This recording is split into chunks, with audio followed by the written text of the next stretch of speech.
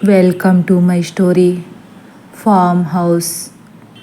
ఒక పాట వినిపిస్తుండడంతో ఇద్దరూ ఒకరినొకరు మళ్ళీ గట్టిగా పట్టుకుని ఉన్న చోటే ఆగిపోయి, ఈ అర్ధరాత్రి పూట ఈ పాటలెవరు పాడుతున్నారంటావు అని వణికిపోతుంది లక్ష్మి.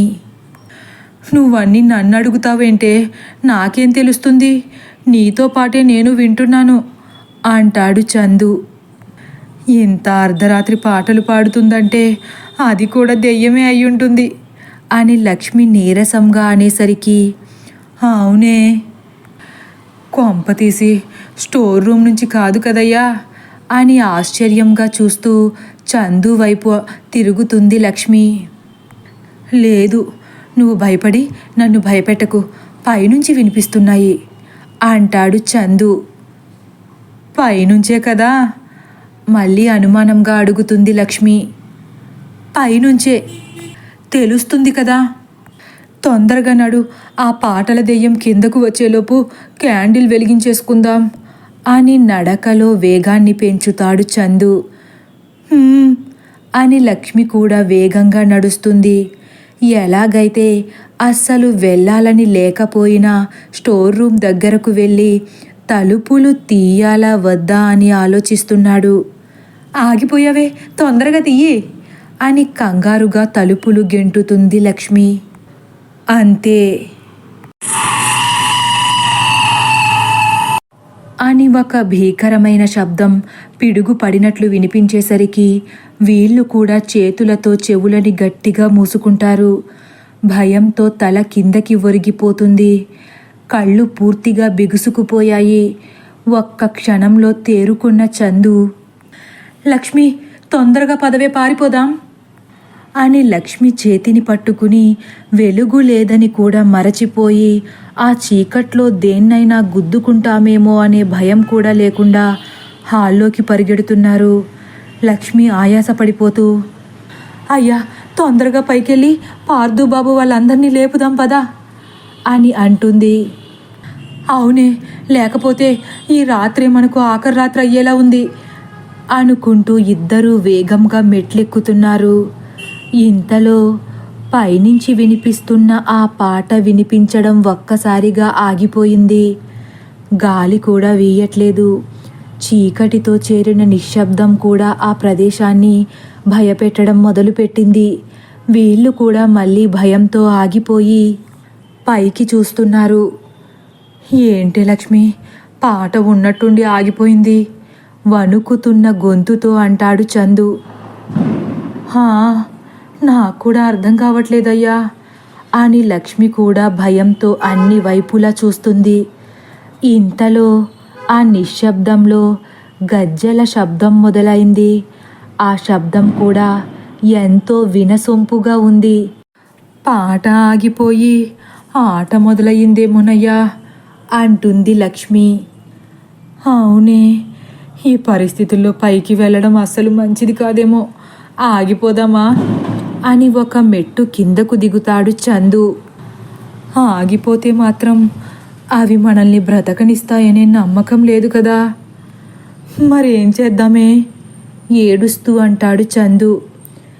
ఈ రాత్రికి మనకున్నదల్లా ఒకటే దారి, గాబరాగా అంటుంది లక్ష్మి. ఏంటి అది, తొందరగా చెప్పు, నా పై ప్రాణాలు పైనే పోయేట్లున్నాయి. మనం పైకి వెళ్ళలేము, కింద ఉండలేము.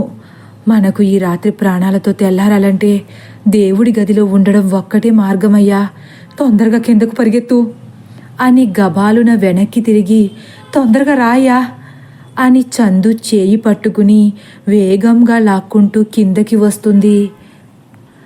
ఇంతలో ఆ గజ్జెల శబ్దం వీళ్లకు దగ్గర అవుతున్నట్లు తెలుస్తుంది. మన దగ్గరికి వస్తుందంటావా హడలిపోతూ పరిగెడుతున్నాడు చందు. అనుమానం లేదు, మన వైపే వస్తుంది. అది వచ్చేలోపు మనం దేవుడి గదిలోకి వెళ్ళిపోదాం పదా అని వేగంగా పరిగెడుతుంది లక్ష్మి. అని ఇంకా వేగంగా పరిగెడుతున్నాడు చందు. ఇంతలో లక్ష్మి టేబుల్ని గుద్దుకుని కింద పడిపోతుంది. లక్ష్మి చూసుకో, కొంచెం తొందరగా లేగు, ఆ శబ్దం మన దగ్గరికి వచ్చేస్తుంది అని రెప్పపాటులో లెగిసి నుంచుంటుంది లక్ష్మి. ఇద్దరూ మళ్ళీ పడుతూ లేస్తూ వేగంగా దేవుడి గదిలోకి వెళ్ళి అమాంతం తలుపులు వేసేసుకుని కింద కూలబడిపోతారు. ఒక్కసారిగా పోయిన ప్రాణం తిరిగి వచ్చినట్లు అనిపిస్తుంది ఇద్దరికీ. ఈ రోజుతో మన పని అయిపోయిందనుకున్నానయ్యా. అవునే, మన పిల్లలు అనాథలైపోతారేమోనని హడలిపోయాననుకో అని చందు కూడా నిట్టూర్పుతో అనేసరికి, ఇంక ఒక్కరోజు కూడా ఈ కొంపలో ఉండొద్దు బాబోయ్, రేపు తెల్లారగానే వెళ్ళిపోదాం. ఎక్కడికి పోతావు? ఆశ్చర్యంగా లక్ష్మి వైపు చూస్తాడు చందు. ఎక్కడికేంటి, మన ఇంటికే.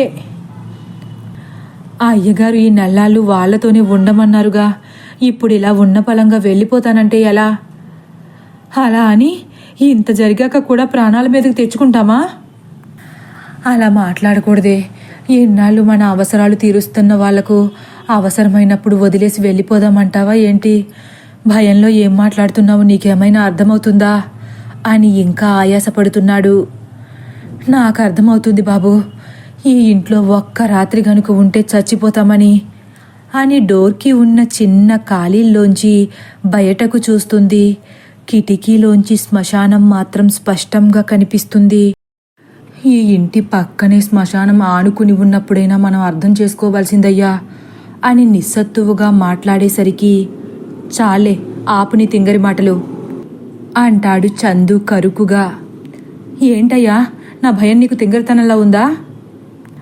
అది కాదే, అయ్యగారు అమ్మగారి మంచితనం వల్లే మనం ఈరోజు ఇలా ఉన్నామని మర్చిపోయావా అని చందు అంటుండగా మళ్ళీ ఆ గజ్జల శబ్దం ఇల్లంతా ప్రతిధ్వనిస్తుంది. అదిగో, అది ఇక్కడే ఉంది. ఇది ఇల్లు కాదు బాబోయ్, శ్మశానం. ఈ శ్మశానంలో ఉంటే మనం శవాలైపోవడం ఖాయం అని బెదిరిపోతుంది లక్ష్మి.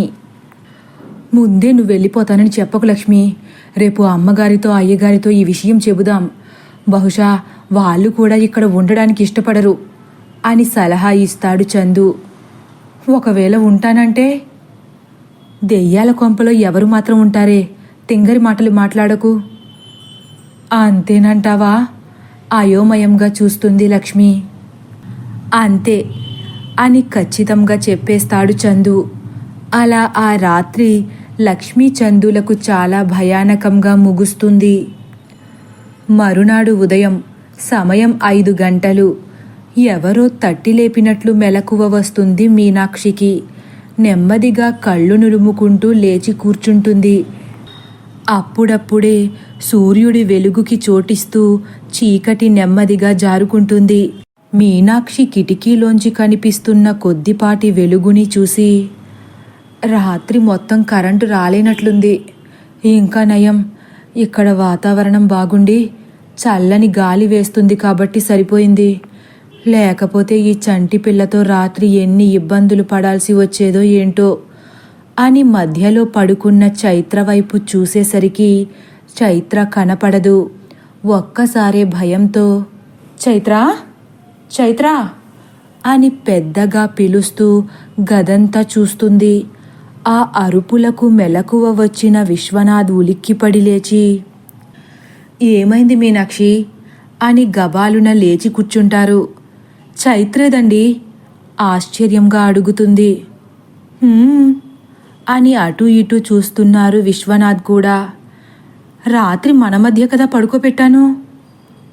అవును, లెగిసి బయటకు వెళ్ళిందేమో, కంగారు పడకు అని విశ్వనాథ్ కిందకు దిగి, పద చూద్దాం అంటారు.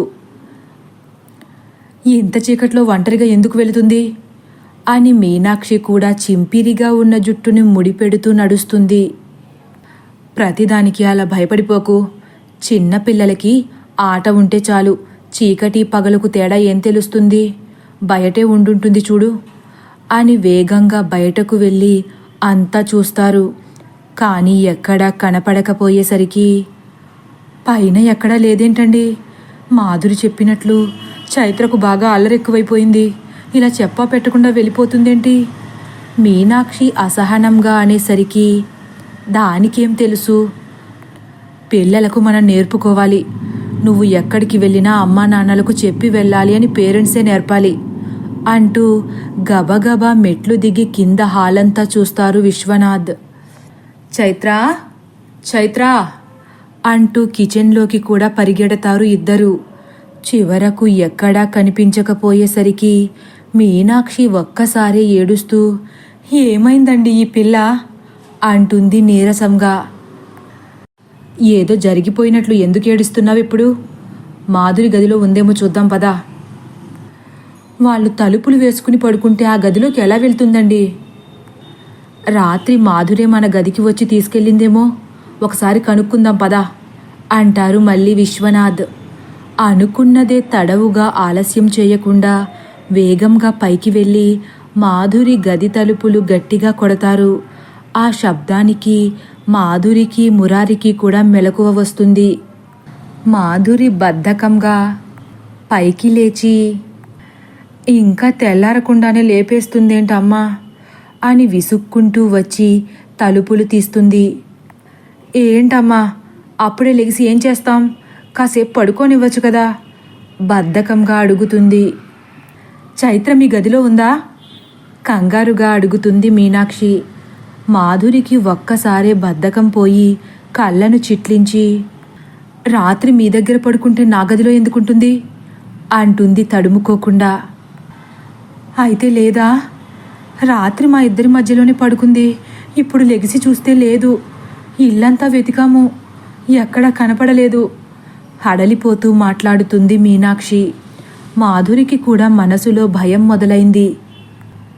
లేదా, రాత్రి మీ మధ్య పడుకుంటే ఇప్పుడు లేకపోవడమేంటి? అది అంత తొందరగా లేవదు కదా అని ఆశ్చర్యపోతుంది మాధురి కూడా. వీళ్ళ మాటలు విన్న మురారి కూడా కంగారుగా గుమ్మం దగ్గరకు వస్తాడు. కిందంతా వెతికరా మావయ్య అంటాడు ఆదుర్దాగా. అంతా చూసాం మురారి అని విశ్వనాథ్ అంటుండగా, నీవే ఆశ నీవే శ్వాస నీకై వేచా నిన్నే వలచా నన్నే మరిచా నిన్నే తలచా అని మళ్ళీ ఒక మృదు మధుర స్వరంతో పాట వినిపిస్తుంది. అందరూ ఒక్కసారిగా మౌనంగా ఉండిపోతారు. అందరి చూపులు బాల్కనీ వైపే చూస్తున్నాయి. ఎవ్వరికీ నోట మాట రావట్లేదు. ఇంతలో విశ్వనాథ్, చైత్రే అంటారు విస్మయంగా చూస్తూ. చైత్ర ఆశ్చర్యంగా చూస్తుంది మాధురి. మన చైత్ర అని బాల్కనీ వైపే చూస్తూ నోరెళ్ళబెడతాడు మురారి కూడా.